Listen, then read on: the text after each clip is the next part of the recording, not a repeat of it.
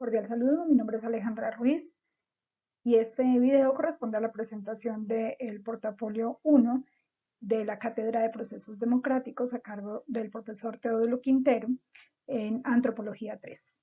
El tema a desarrollar es el voto femenino desde su contexto, los actores y los cambios más importantes que representó este hecho histórico para la democracia en Colombia.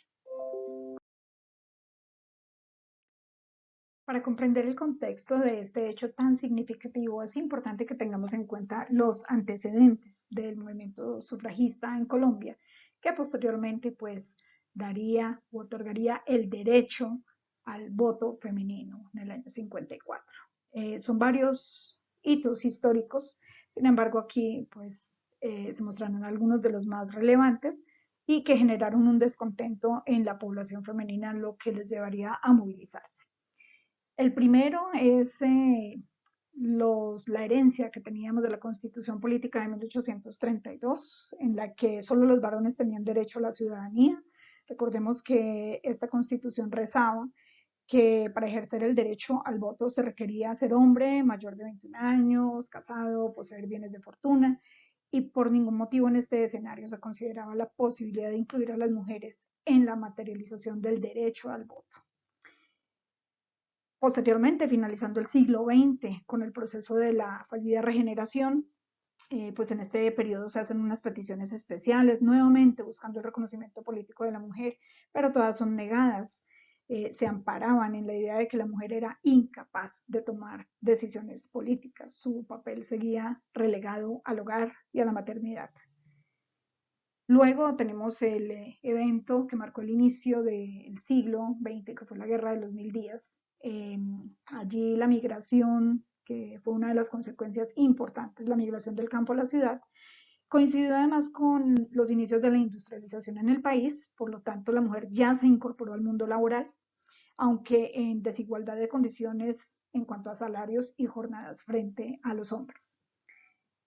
Luego tenemos las dos primeras décadas del siglo XX, donde la mujer continuaba excluida del ambiente educativo y se dan esos primeros espacios para el debate social económico, se cuestionan mucho las dificultades que enfrentaba el país y cómo éstas estaban estrechamente relacionadas con el no reconocimiento de los problemas sociales de las mujeres. Esta serie de eventos pues generó un descontento porque el sentir en la población femenina era que sus derechos estaban oprimidos, lo que las lleva a movilizarse, a liderar una resistencia que no solamente reunía a liberales y conservadoras, sino también a socialistas, a pesar de las diferentes posturas que cada uno de los grupos tenía. Y se dan los primeros pasos para desafiar la idea de libertad e igualdad, que nos llevarían a los eventos posteriores con los que se conseguiría la aprobación del voto femenino. Hay unas herramientas o unas estrategias muy interesantes que fueron utilizadas por las sufragistas y fueron elementos muy simples, muy cotidianos, al que la mayoría de estas mujeres pues tenían acceso, aunque era para otros usos. Aquí hay una etapa muy interesante de la transformación del imaginario y es como esta relación que tenían las mujeres con artefactos en su hogar y gracias a la solidaridad de algunos hombres, pues lograron proyectarse desde esos espacios íntimos y privados hacia los escenarios públicos como una vía de escape a la escena política. El primero de ellos fue el acceso a los medios impresos a través de la lectura. Ya teníamos mujeres formadas, mujeres que sabían leer y escribir, y esto fue todo un descubrimiento. Sin embargo, generó mucha polémica y mucha incertidumbre en sobre todo con la iglesia y con otras instituciones, porque se veía como un acto de desobediencia o de obstinación que las niñas, las jóvenes, las mujeres adultas que leían pues pudieran acceder a información, a conocer lo que sucedía en otras latitudes, a conocer cómo estaban avanzando otros países en materia de logro de derechos para la mujer. La lectura en este momento era una lectura que era seleccionada, dosificada, por parte de las madres o de los llamados tutores espirituales. Otro medio muy importante u otro artefacto que fue fundamental para la transmisión de las ideas fue la máquina de escribir. Aquí hay un cambio del imaginario laboral interesante. La máquina de escribir ya era un objeto que muchas mujeres usaban, especialmente en el campo laboral como las mecanógrafas o las secretarias, pero las sufragistas lo que hicieron fue aprovechar esta herramienta para plasmar sus trayectorias, sus conferencias, pronunciarse, hacer sus manifiestos, transmitir material pedagógico. Y estos recursos se propagaron como discursos sobre el derecho a la ciudadanía femenina en publicaciones que eran muy limitadas o muy restringidas, pero suficientes para suscitar reacciones tanto en hombres como en mujeres. En hombres que si bien se mostraban hostiles e indiferentes, algunos eran solidarios, y en mujeres con las que lograron ganar algunas adeptas y otras que si bien se oponían porque todavía estaban muy arraigadas a la idea o al concepto de que la mujer estaba destinada al hogar y a la maternidad y que participar en política pues era un riesgo para la paz doméstica. La máquina de escribir fue fundamental en este proceso de transmisión de ideas. El otro fue el acceso a los micrófonos. El acceso a los micrófonos estaba limitado a las artistas o a las declamadoras. Eran escenarios completamente diferentes, pero las sufragistas aprovecharon el micrófono para amplificar sus voces, llegar a auditorios que estaban liderados por hombres, que se resistían a escucharlas o a prestarles atención, y de esta manera pues lograron llevar el mensaje e invitar a otras mujeres y hombres al compromiso con un cambio hacia la igualdad y hacia la autonomía. Y por último tenemos el acceso a la fotografía. La cámara estaba limitada al uso por parte de los hombres, pues por su complejidad tecnológica se les negaba a las mujeres.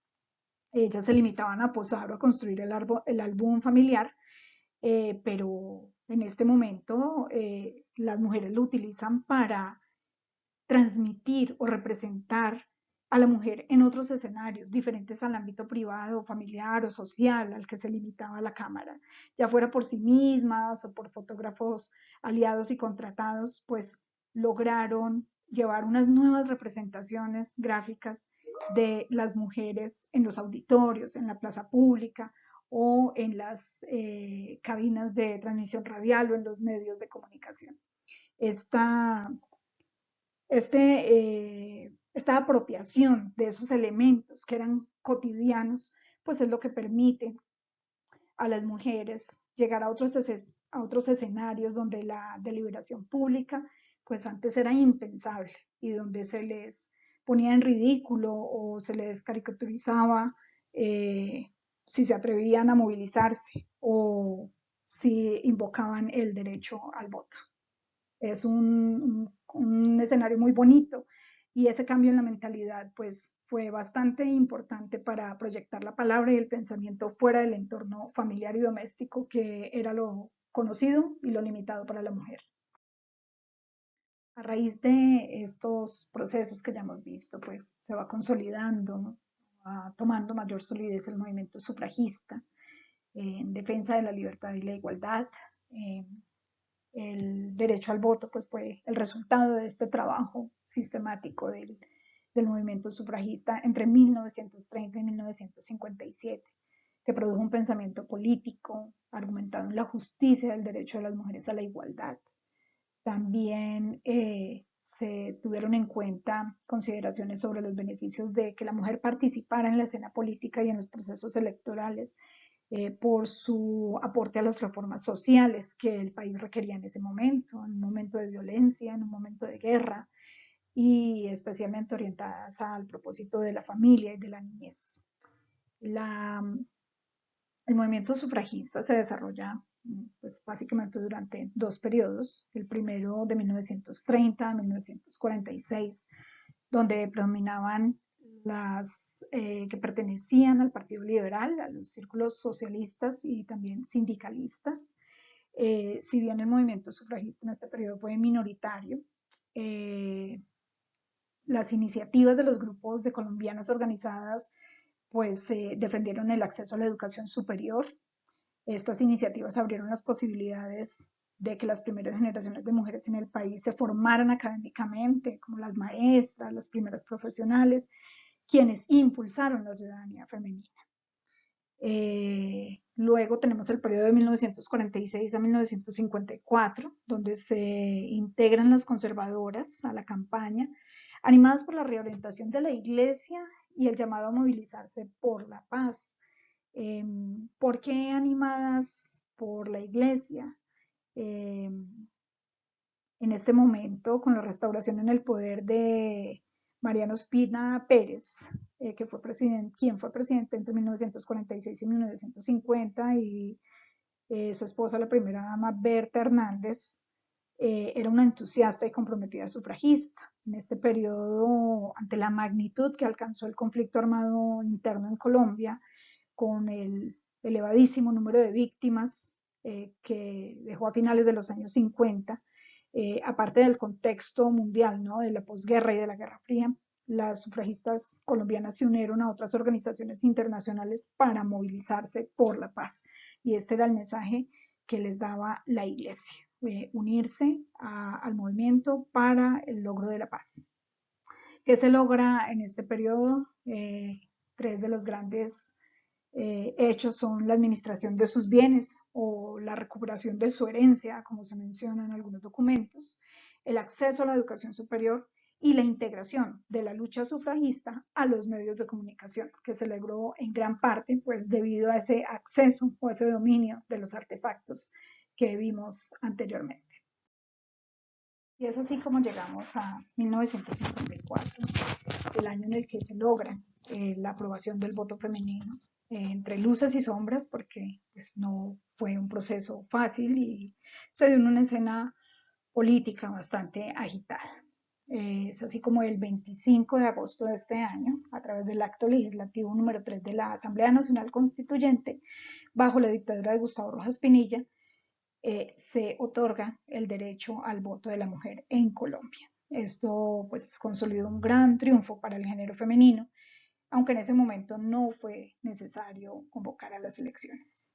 El voto se aprobó con 60 a favor y 0 en contra, a pesar de las posiciones tan marcadas como las de Guillermo León Valencia, quien expresó que con la aprobación del voto se acabaría la esencia del hogar y la familia, y la posición de la iglesia, que seguía siendo muy influyente, y llegó a expresar o a amenazar inclusive con la excomunión a las familias que apoyaran esta decisión. Al grito de ciudadana se abrió una nueva etapa en la historia de la democracia de Colombia, más incluyente y más justa. Muchos se preguntan por qué no se estrenó el voto este año. Recordemos que había un gran desequilibrio en la distribución del poder electoral entre los liberales y los conservadores. Los liberales temían perder porque las mujeres tenían una fuerte influencia de la iglesia y los conservadores temían sacar la feminidad del hogar. Además había muchos mitos como que la sociedad se iba a corromper por la pérdida de la feminidad y que era la causa de la política, ya que a las mujeres se les atribuía el lado irracional y pasional de las personas. El logro del voto femenino pues marcó un antes y un después en la historia de la democracia en Colombia. A partir de este momento se dan unos hechos importantes de la participación de la mujer que han sido progresivos. Sin embargo, como veremos más adelante, aún falta mucho por hacer, pero podemos destacar algunas de las situaciones más relevantes o de los logros más importantes de las mujeres en el campo público y de la política. En 1955 se elige la primera gobernadora. En 1957 se ejerce por primera vez el derecho al voto. Esto se registró en el plebiscito de 1957, el 1 de diciembre, puntualmente, cuando los sufragantes colmaron los puestos de votación para refrendar los acuerdos de los partidos sobre el Frente Nacional, que era la alternancia entre liberales y conservadores. Los colombianos respondieron a los principios cívicos pero la participación de las mujeres fue muy, muy importante. Acudieron en gran cantidad y en algunos sitios superaron la participación de los hombres. Esto fue pues muy, muy importante y registrado por todos los medios además. En 1958 se elige la primera senadora. En 1974 la primera candidata presidencial. En 1991 se tiene la primera ministra de Relaciones Exteriores. En el 2002 la primera ministra de Defensa. En el 2010 la primera Contralora General y en el 2011 la primera Fiscal General. Si vemos, hay una gran distancia, una gran diferencia temporal. Sin embargo, pues han sido hechos muy, muy importantes para el acceso de la mujer al poder público.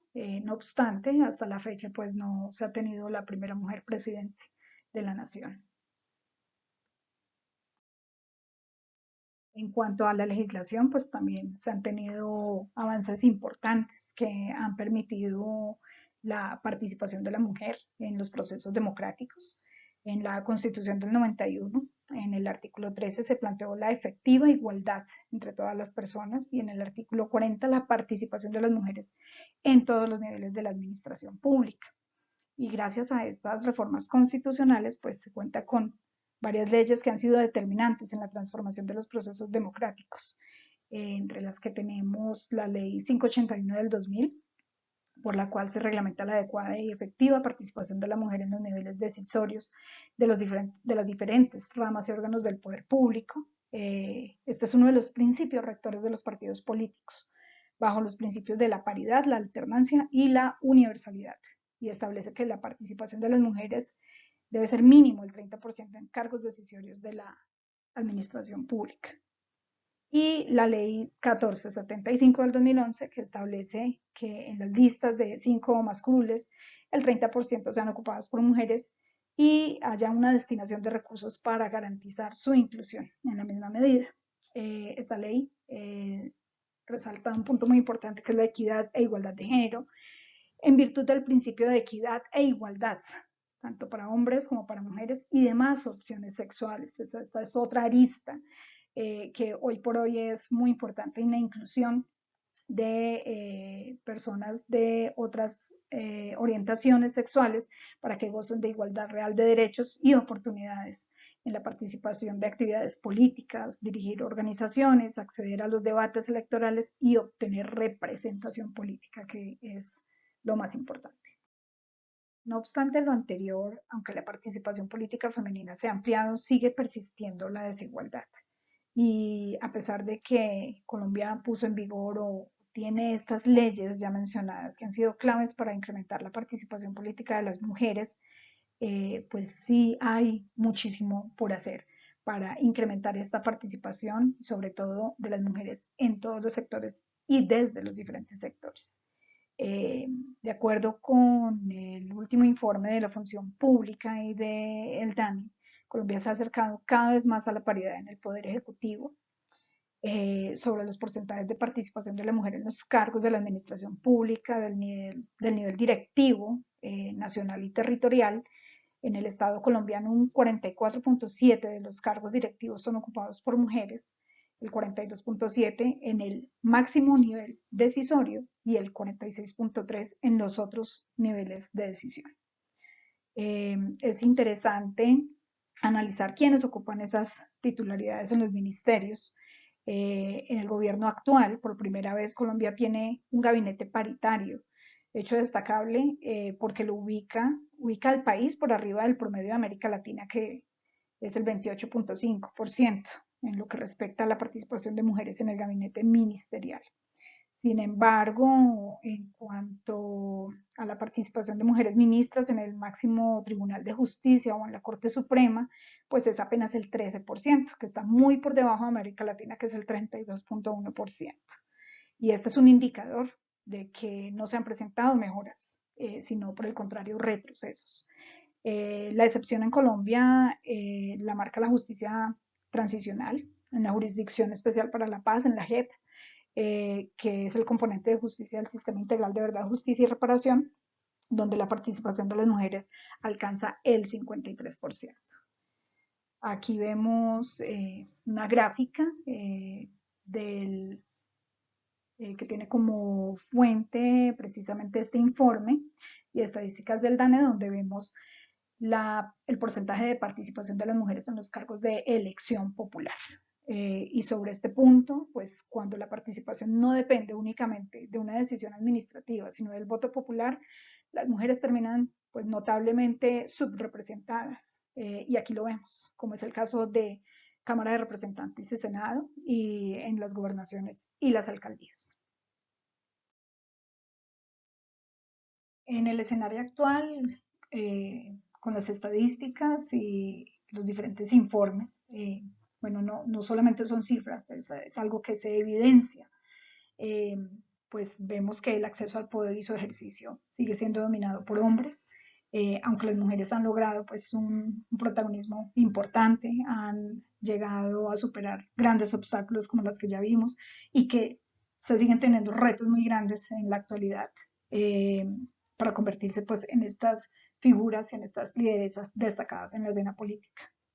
Falta por hacer para que estos éxitos sean alcanzados y alcanzables por otras mujeres que tienen y quieren ejercer este derecho a la participación en los procesos democráticos. Un ejemplo de ello es lo que sucede en departamentos como Bichada de Amazonas, donde la población con autorreconocimiento indígena es cerca del 60%, pero pues no hay ni ha habido alcaldesas y gobernadoras.